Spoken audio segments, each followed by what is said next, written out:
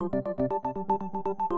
Obama administration hasn't quite said it, but in a sense, it kind of has. A group of separatists can't shoot down fighter jets without sophisticated equipment, training, and that is coming from Russia. A glance at Western media headlines, and you'd no doubt walk away with at least a sense that Russia is to blame for the downed Malaysia Airlines Flight 17, an attack that killed all 298 people on board. So in the interest of providing perspectives you might not yet have heard, we're taking a look at who isn't blaming Russia.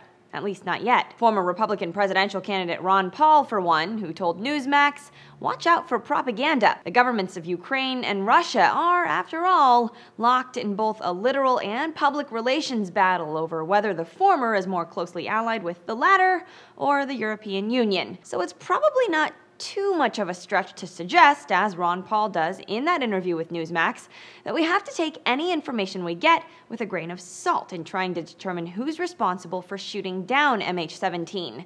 Take this video, for example, released by the Ukrainian government and posted all over Western media, purportedly showing a surface-to-air missile system headed to Russia from eastern Ukraine. Never mind that the video hasn't been independently verified, the so-called working theory being widely reported is that the 70s-era system, developed by the Soviet Union, had to have come from Russia. And since it's believed the plane was shot down from a territory controlled by pro-Russian separatists, the suggestion is that Russia had to have provided the equipment. But consider Paul's response to that line of thinking. Guess what? ISIS has a lot of American weapons. Doesn't mean that our American government and Obama deliberately wanted ISIS to get American weapons. It's true that U.S. intelligence has confirmed the Islamic extremist group appears to have gotten a hold of U.S. weapons and equipment seized from the Iraqi military. And count the diplomats Zachary Keck among other skeptics. It's difficult to believe Russia would be incompetent enough